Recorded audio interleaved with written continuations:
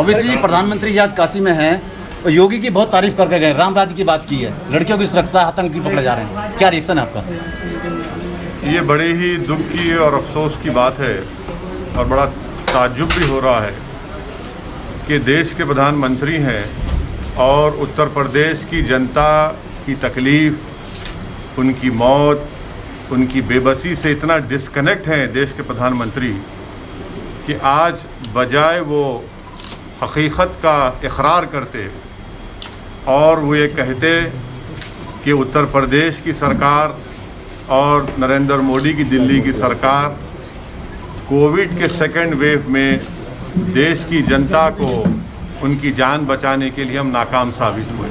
तालिबान बजाय अपनी नाकामी को कबूल करने के, अपनी फेलियर्स को मानने के, प्रधानमंत्री ने उत्तर प्रदेश में जो कम से कम 2 से 3 लाख लोग की सेकेंड वेव कोविड में जो मौत हुई है, जिनकी लाशें आपने मीडिया ने दिखाई कि पानी के ऊपर तैर रही थी, जिनकी लाशें किनारों पर निकल कर आ रही थी तो कुत्ते उनको खा रहे थे, वो मरने वालों की लाशें प्रधानमंत्री ये भूल चुके हैं कि वो किसी के बाप की थी, किसी के माँ की थी, किसी के बेटे की थी और उनकी ज़िंदगी की एक डिग्निटी थी। तो बड़े ही अफसोस की बात है कि देश के प्रधानमंत्री ने उस प्रदेश में आकर, जहाँ से वो वहाँ के एमपी भी है, वो अपनी नाकामी को, अपने स्टेट के गवर्नमेंट की नाकामी को कबूल करते, उन्होंने लाखों मरने वालों के परिवार के ऊपर नमक उस पर फेंका है। अगर वो इस बात का इकरार कर लेते कि हाँ, जो जनता ने हमसे एक्सपेक्टेशन किया था हम उस पर नहीं उतरे, तो यकीनन उन मरने वाले परिवार को थोड़ी सी राहत होती कि चलो देश का हमारा जो प्रधानमंत्री है, जिसको उत्तर प्रदेश की जनता ने इतना बड़ा बहुमत दिया, मेजॉरिटी दी, वो हमारी तकलीफ़ को समझता है। लखनऊ से जो पकड़े थे लोग, लखनऊ से 2, उनको जमीयत-उल-हिंद ने सपोर्ट किया, लीगल सपोर्ट किया, क्या रिएक्शन? देखिए, आप और हम इंशाअल्लाह ताला नहीं मालूम कितनी जल्दी कोर्ट उसका फैसला करेगा, मगर अगर कल कोर्ट उनको अपने फैसले में उनको बेगुनाह करार देता है, तो क्या जो मीडिया और जो मीडिया के चैनल पर जाकर लोग बड़ी बड़ी बातें कर रहे हैं, क्या वो माफ़ी चाहेंगे? ऐसे कई केसेस हैं जहां पर इनिशियल स्टेज में तो बड़ा ही रोमांटिसाइज किया जाता है, उसको बड़ा ही बड़ा चढ़ा कर दिखाया जाता है, मगर 8 साल 6 साल के बाद उनको कोर्ट बरी कर देता है तो मीडिया में उसको आधे मिनट का भी नहीं दिखाया जाता। तो हम इंतज़ार करेंगे, देखेंगे कोर्ट में ये कहाँ तक साबित होगा या नहीं होगा। क्या आप इस कार्रवाई को 2022 के चुनाव से जोड़ के देखते हैं? यूपीए मैं आपको जानता हूँ आप कहाँ से आ रहे हैं। मैं यही बता रहा हूँ कि 2022 के असेंबली विधानसभा के चुनाव में योगी आदित्यनाथ की सरकार की गवर्नेंस की नाकामी, कोविड में उत्तर प्रदेश की जनता को यतीम और यसीर बनाकर छोड़ देना और इस बात का उनको एहसास दिला देना कि योगी आदित्यनाथ की सरकार तुम्हारे साथ नहीं खड़ी है और मिसगवर्नेंस इतना है कि जेल में जाकर किसी की हत्या की जाती है। मिसगवर्नेंस इतना है कि रूल ऑफ लॉ के बजाय रूल बाय गन का गवर्नेंस यहाँ पर चला है। लाखों करोड़ों की तादाद में उत्तर प्रदेश का नौजवान बेरोजगार हो चुका है। किसान परेशान है मोदी सरकार की किसान पॉलिसी के, उसमें आज भी आप देखते हैं कि महीनों हो चुके हैं किसान डटा हुआ है अपनी जगह पर। माइनॉरिटीज़ के लिए कोई स्कूल का इंतज़ाम नहीं। यही संबल में बताइए आपने 5 साल 4.5 साल में कोई डिग्री कॉलेज खोला सिवाय MQM के? उत्तर प्रदेश में highest drop out rate school में अगर किसी का है तो मुसलमानों का है। लिटरेसी रेट अगर किसी का कम है तो मुसलमानों का है। और फीमेल में सबसे कम है तो मुस्लिम महिलाओं का है। ग्रेजुएशन में सबसे कम है तो मुसलमान है। पीजी में सबसे कम है तो मुसलमान है। क्या गवर्नेंस आपने किया? तो ये मुद्दे रहेंगे।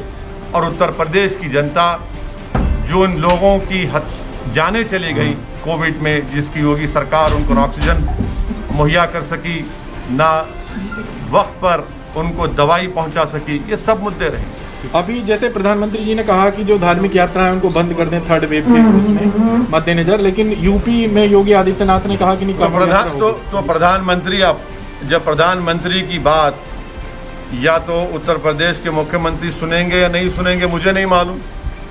जब देश के प्रधानमंत्री ये कह रहे हैं तो क्या उनका मुख्यमंत्री सुनेगा? ये तो आपको सवाल उनसे करना चाहिए, आप खामखा मुझसे कर रहे हैं। जी एक बात उठी है मुरादाबाद से। आप पूछ लीजिए, समाजवादी पार्टी के साथ आपका गठबंधन हो पाएगा या नहीं? बोलिए, सवाल कर लीजिए। मेरे साथ मौजूद है असद। हाँ, बिल्कुल तैयारी करना है। और भारत का सबसे बड़ा प्रदेश है और बल्कि सबसे बड़ा है। और अगर आप इलेक्शन के दौरान कैंपेन नहीं कर पाएंगे तो अभी से हम कोशिश कर रहे हैं। और इंशाअल्लाह ताला हम उत्तर प्रदेश में हमारे संगठन को मजबूत करेंगे। पिछले असेंबली चुनाव से बनिस्बत हमारा संगठन 70 डिस्ट्रिक्ट्स में बहुत अच्छा है। बहुत से मेरे ख्याल से कम ऐसे 80 से 100 विधानसभा ऐसे हैं जहाँ पर हमारा कम से कम 70% बूथ पर MIM पार्टी का प्रेजेंस है। और हम कोशिश कर रहे हैं ओम प्रकाश राजभर साहब के साथ। लेकिन सर, इस सबके बीच में अगर हम बात करते हैं उत्तर प्रदेश की, तो पिछले विधानसभा चुनावों में आप लोगों की पार्टी चुनाव लड़ी थी लेकिन उतना बेहतरीन प्रदर्शन नहीं था। इस बार क्या और भी छोटे दलों को, क्योंकि ओम प्रकाश राजभर की पार्टी के साथ गठबंधन हो गया है, और भी छोटे दलों से बातचीत होगी क्या? उसमें आम आदमी पार्टी का भी नाम है, क्योंकि चर्चा बहुत सारी है। देखिए, मैंने तो जनाब ओम प्रकाश राजभर साहब की बात को रिटरेट किया और फिर कर रहा हूं कि उन्होंने कहा कि हम दूसरे पॉलिटिकल पार्टी से अलायंस के लिए तैयार हैं। तो वो हमारे कन्वीनर हैं, वो बड़े हैं, वो इस सवाल का मुझसे बेहतर तरीके से जवाब दे पाएंगे। लेकिन सर, आज भी वो नजर नहीं आया, जबकि आप लोगों ने ना। देखिए, आज के प्रोग्राम में ये तय हुआ था कि हम आएंगे। आइंदा फिर प्रोग्राम है कानपुर, कालाबाद का और मुख्तलिफ उत्तर प्रदेश के मुकामात पर हम जाएंगे। हम साथ हैं उनके। बीच में प्रधानमंत्री अभी आप यहाँ पर हैं पश्चिमी उत्तर। देखिए, मैं नहीं जोड़ रहा हूँ। उत्तर प्रदेश की सरकार ने पॉपुलेशन के ऊपर लॉ कमीशन ने अपना एक पेपर दिया है और राय मांगी है। हमारी पार्टी की तरफ से भी उस राय को हम अपने लिखकर लॉ कमीशन को और उत्तर प्रदेश सरकार को भिजाएंगे। और हमारा मानना ये है कि जो TFR रेट है, अगर हम 2000 की पॉपुलेशन पॉलिसी को देखेंगे तो बगैर कोर्शन के, बगैर ये सो कॉल्ड इंसेंटिव्स के, अगर मैं गलत ना कहूँ तो 3.2 से वो घट करके 2018 में 2.2 पे आ गया। कैसे आया? ठोक दो की पॉलिसी से आया या फिर अब इंसेंटिव्स या फिर डराने से आया?